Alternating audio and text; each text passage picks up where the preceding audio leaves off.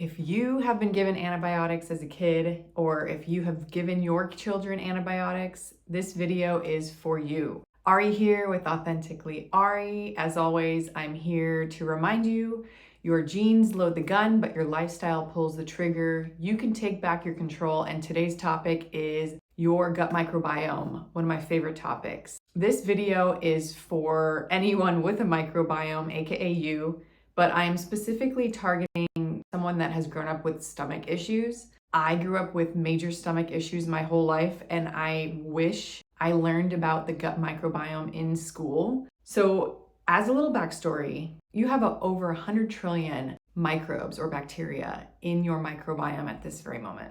And why does that matter? Your microbiome controls everything. So there's something called the gut-brain axis, where your microbiome is in constant communication with your brain.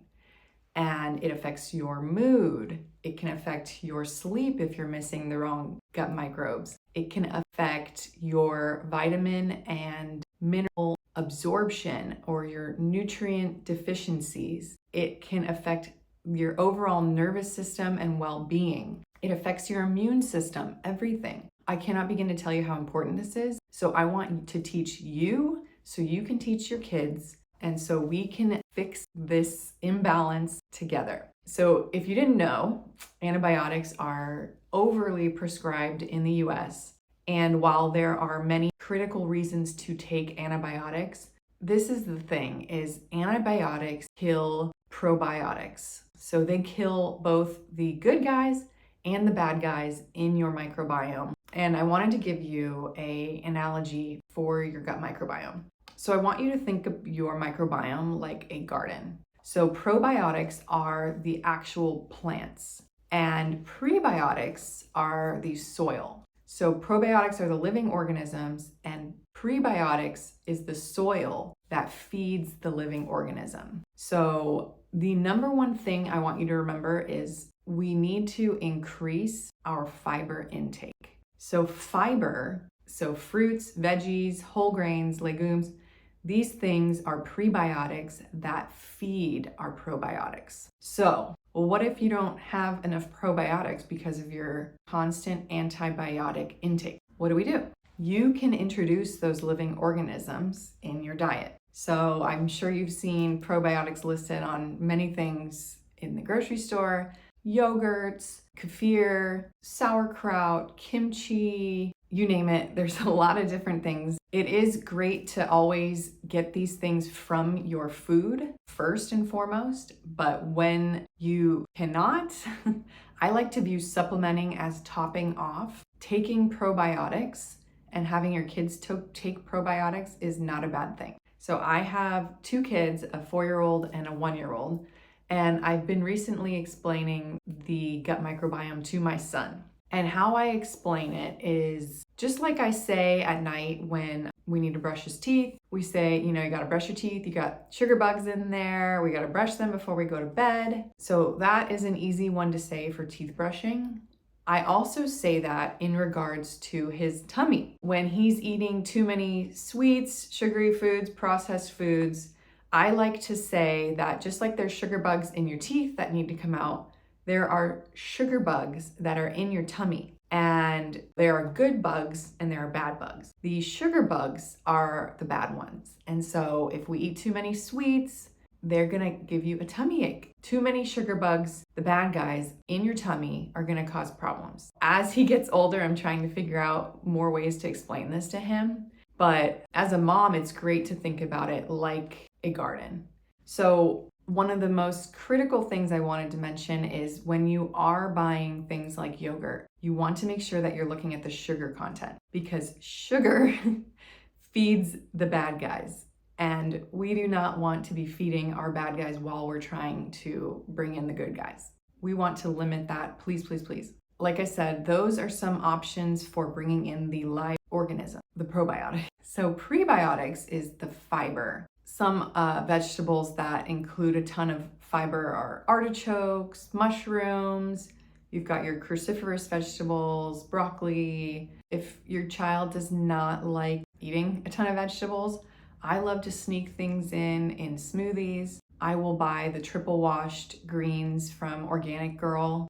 They have that at Target, at Whole Foods. In regards to prebiotics, I used to throw in chia seeds a lot, and I recently switched to something called basil seeds. And the reason I switched is because I've read a lot about chia seeds, and I have had some autoimmune stuff going on. So I have heard that chia seeds could be a little more inflammatory.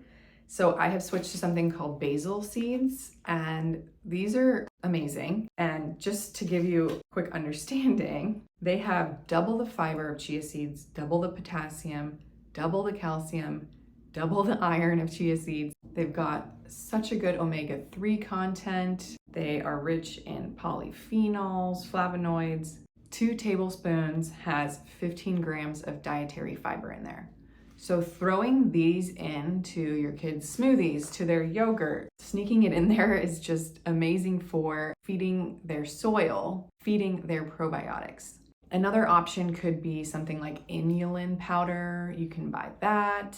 And if you're using chia seeds and it's working for you, keep doing that. I'm just switching it up because of myself. I tend to share my smoothies with my kids, and I just heard that the basil seeds are better inflammation-wise. So one critical thing that I learned recently, which I wish I had learned forever ago, is that you have a mucosal layer that lines your small intestine. And if your microbes do not get enough fiber, if you are not feeding that soil, they start to eat themselves. And that mucosal layer is what lines your small intestine. And if they start eating themselves, it causes that barrier to have gaps. So think about it like a fence. If your microbes start eating themselves, it starts to create holes in that fence. And this is where you get particles that shouldn't be there into your bloodstream. And this is leaky gut. And this is what I dealt with for years and years, is not having a solid barrier, not having a solid brick wall gut lining, and having holes in there, and particles that shouldn't be there leaking into my bloodstream. And that was what causes an autoimmune and inflammatory reaction. Your body's basically attacking itself. So that just explains the importance of feeding this gut bacteria what they need, the fiber that they need in order to stay strong, because your microbiome and your immune system rely on this so heavily. So I just want you to know that that is another key aspect of it. And then the last thing is herbs. Herbs are amazing for your gut. Some things I have heard are chamomile tea is amazing. Ginger is amazing. I know ginger's a little tough with kids. It might be a little spicy. Dandelion tea, things like that are just lovely for your microbiome and just great to add in. So I'll leave it with that. I'll probably do a couple more videos on this, but I just wanted to relay how critical your gut microbiome is.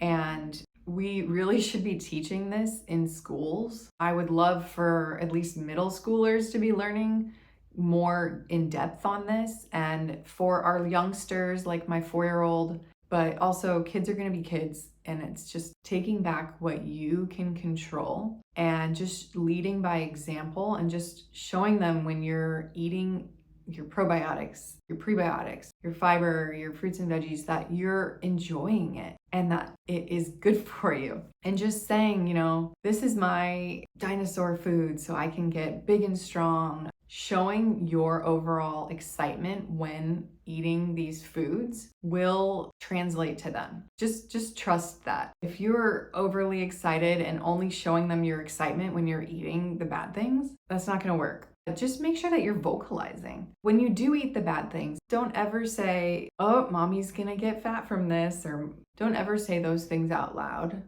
You might be thinking it, but yeah, your words matter and your kids get excited by what you're doing. So just lead by example, feed those gut microbes, because that will help you mentally, physically, emotionally. Of course, exercising is great for your microbiome too. But I just wanted to share this.